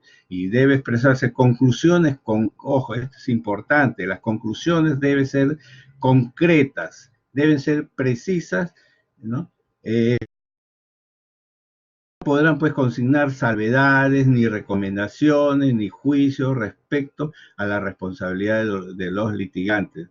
Esta parte cabe precisar de que el perito jamás debe dudar, ¿no?, o debe en todo caso poner en dudas sobre alguna conclusión a que ha arribado. Por decir, en la medida de lo posible, no en la medida de lo posible, sino de todas maneras debe evitar utilizar términos como podría ser, sería, ¿no?, tal vez, no, debe ser contundente, es o no es, por decir un hecho que a la cual pues ha verificado, ¿no? Bien, las partes del informe pericial a un proceso civil son pues la introducción, que contiene los datos personales del perito, los antecedentes, pues que el perito, cuando revisa El expediente tiene que tener a la vista, por ejemplo, ¿no?, la demanda, la contestación de la demanda, ¿no?, las resoluciones que ha emitido pues en este caso el juez, pero ojo, es muy importante solamente tener en cuenta aquellas resoluciones que le interesan al perito. Por ejemplo, una resolución que necesariamente debe ver el perito o tener a la vista es la sentencia, ¿no? Y finalmente, si hubiera apelaciones, tener en cuenta pues lo que ha emitido, ¿no? Por decir en este caso las instancias superiores, como por ejemplo la sala civil, ¿no? Bien, el objeto de la pericia, este es un punto muy importante que debe tener en cuenta el perito, ¿no? Esta parte pues es el eje principal o la motivación del examen pericial, ¿no? Si no hubiera pues una motivación, indudablemente el perito no podría tener pues, un horizonte para elaborar, ¿no?, o para iniciar su trabajo, ¿no? En este caso, pues, es importante que el magistrado, ¿no?, fije cuál va a ser el motivo o el objeto de la pericia. Si en caso el magistrado no lo ha, por decir, ha omitido indicarle al perito dicho objeto, entonces el perito debe solicitar, ¿no?, debe solicitar a través de un escrito que el juez le indique cuál va a ser la pericia y sus alcances. Caso contrario, podría incurrir en algunos errores por apreciaciones pues equivocadas lateral que haya tomado pues el perito en este caso, ¿no? Bueno, el examen pericial prácticamente ya viene a ser el desarrollo del trabajo, ¿no? Los procedimientos que ha utilizado, las técnicas, ¿no?, a que ha utilizado también, ¿no?, para desarrollar su labor encomendada, ¿no? Y las conclusiones, como ya había mencionado, ¿no?, es el resultado pues del desarrollo del examen pericial, ¿no?, en donde da a conocer de manera pues concluyente el requerimiento dado por el magistrado. Bien, los anexos son aquellos documentos que complementan al informe pericial, como por ejemplo hay algunos cuadros, ¿no?, que por su amplitud no pueden pues formar parte, ¿no?, en sí. Entonces lo tiene que mencionar, ¿no?, a través de una nota o a través de ya indicar el número de anexo para dirigirnos pues a ese tipo de documento a fin de que se amplíe, ¿no?, a qué tipo de documento se refiere o su contenido del mismo, ¿no? Bueno, finalmente pues la fecha y el sello y la firma es importante, ¿no? Un informe pericial que no esté firmado en este caso por el responsable, ¿no?, que es el perito, indudablemente no tiene ningún valor.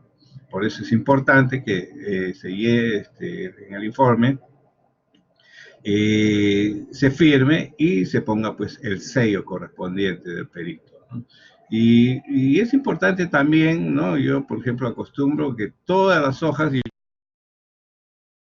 ¿no?, por una medida de seguridad, ¿no?, para todas las hojas, y al final sí, mi firma completa, ¿no? En los anexos no es necesario refrendarlo, toda vez que, como su nombre indica, pues son documentos complementarios, ¿no? O sea, son documentos, por decir, que de alguna manera, como por ejemplo, algún tipo de documento externo, podría decir también, por ejemplo, ¿no?, el cuadro de una tasa legal laboral o tasa legal efectiva que pues emite la SBS, se imprime, entonces eso podría ser como un anexo, ¿no? Bien, bueno, las partes del informe pericial con el nuevo Código Procesal, efectivamente, ¿no? En el capítulo 3, el cual se refiere pues a la pericia, en el contenido ¿no? En la parte contenido del informe pericial oficial establece, ¿no? Ya una nueva estructura, ¿no? En el sentido de que les da otra denominación, pero en el fondo no difiere casi con respecto pues a la estructura que se ha dado pues para un proceso civil. Por ejemplo, el nombre y apellido, bueno, esos son los datos generales, ¿no? del perito, ¿no?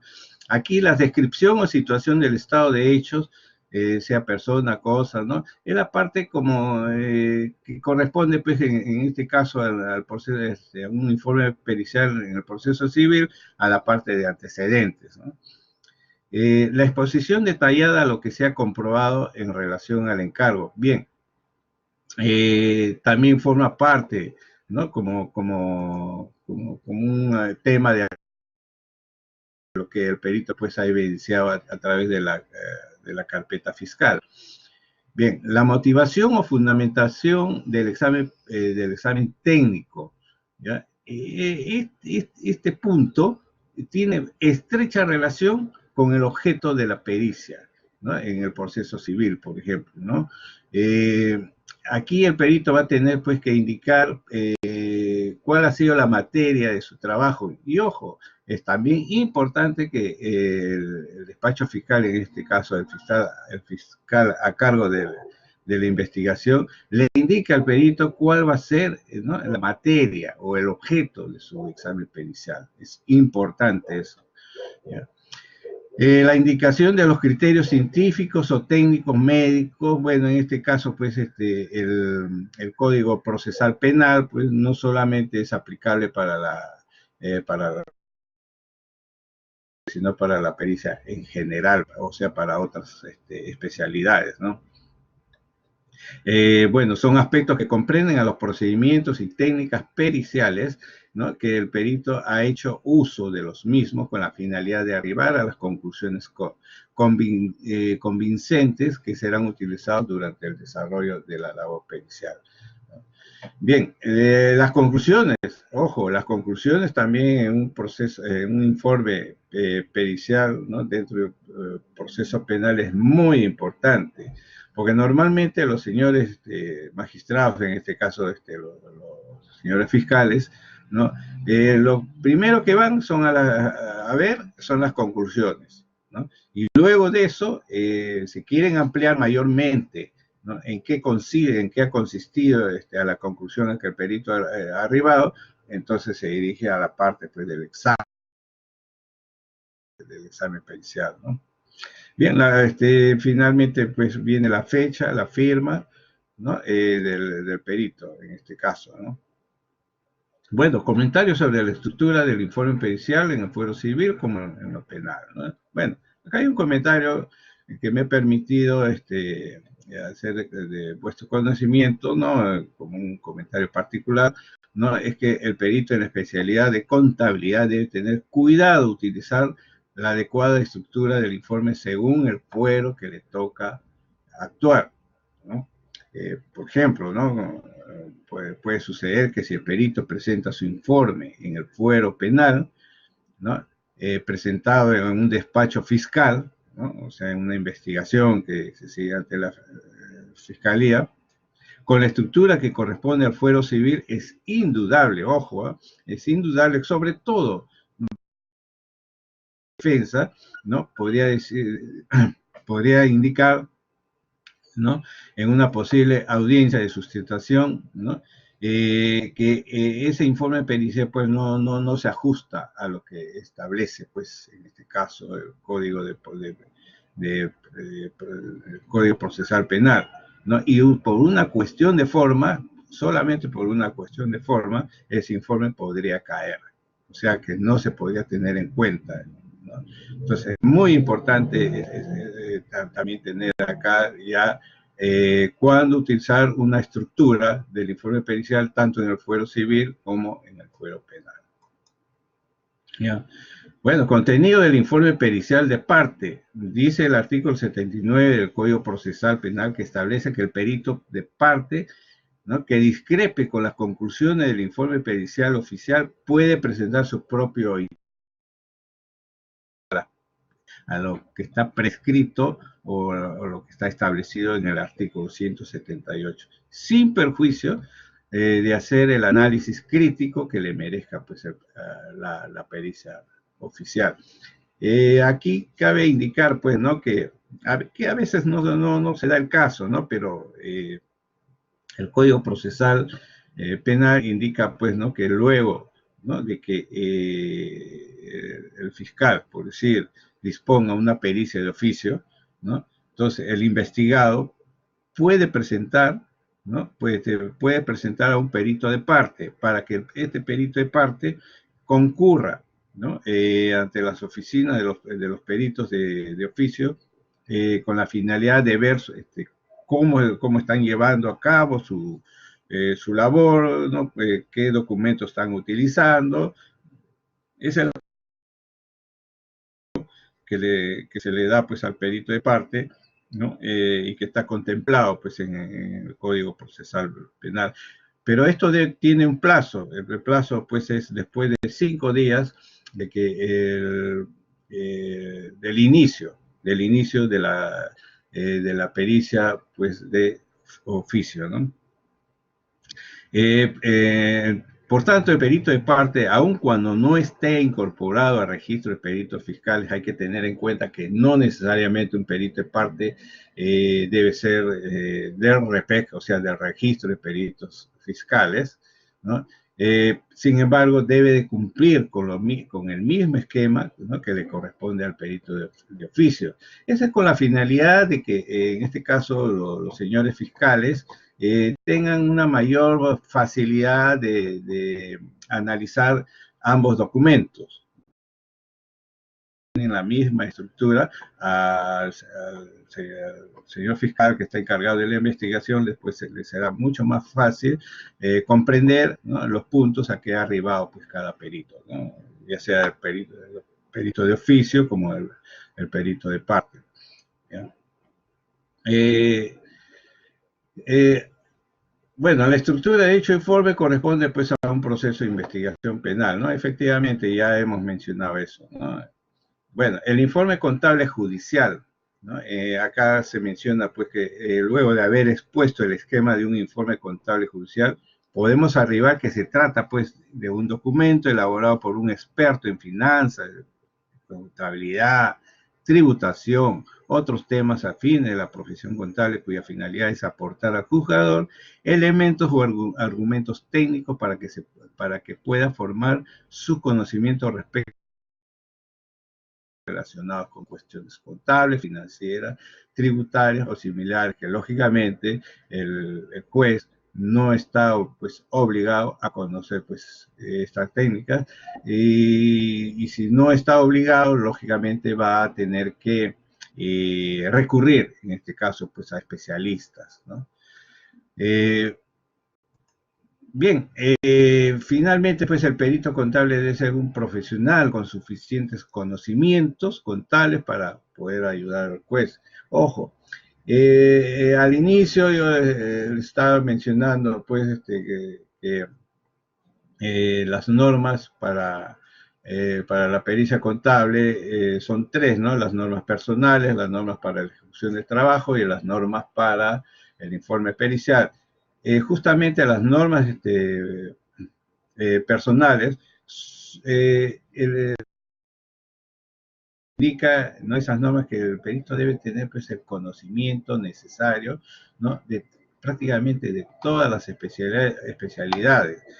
Bueno, nosotros como peritos, bueno, no podemos decir pues que conocemos todo, ¿no? Sino que por lo menos debemos conocer los puntos más importantes o los aspectos mucho más importantes en este caso de cada especialidad, por ejemplo en auditoría, en tributación, en contabilidad, en finanzas. Y desde ahí ya partir para poder pues hacer un trabajo adecuado, ¿no? Si el perito, por decir, no conoce, vamos a decir, la aplicación de los intereses, ¿no? Y su base legal, va a ser muy difícil pues que elabore pues un informe pericial, por decir, no conoce la ley, el decreto ley 25920, que es la aplicación de los intereses en casos laborales, no va a ser bastante difícil pues que elabore un informe sobre intereses legales, ¿no? Laborales, ¿no? Que le corresponde pues al trabajador, ya sea por depósito de CTS que se han hecho el depósito fuera de los plazos, ¿no? O que el empleador no haya pues cumplido con pagarle sus vacaciones truncas, etcétera, ¿no? Y así por el estilo, como también pues en lo que es tributación, ¿no? Si el perito no conoce pues cuándo debe actuar, por decir, como cuando debe conocer, ¿no? Los criterios, ¿no? Para la fiscalización, ya sea por la vía, por decir, ¿cómo lo llaman esto? Bueno, ahorita se me viene la memoria, ¿no? Pero indudablemente el perito debe conocer principalmente el contenido, ¿no? O los aspectos principales del código tributario, así como del impuesto a la renta y del IGB, entre otros normas tributarias, ¿no? En fin, yo creo que el perito tiene que actualizarse cada vez más, ¿no? Por ejemplo, ustedes saben que las normas tributarias cambian pues prácticamente, si no es a diario, cambian pues por lo menos cada un determinado tiempo, un corto de tiempo. Entonces el perito debe estar actualizado de esos cambios, ¿no? Bueno, yo creo que ya prácticamente es hora de terminar con esta parte de mi exposición y quedo pues a vuestras órdenes para hacer las consultas que correspondan y crean pertinentes los señores colegas peritos y otros colegas que estén presentes.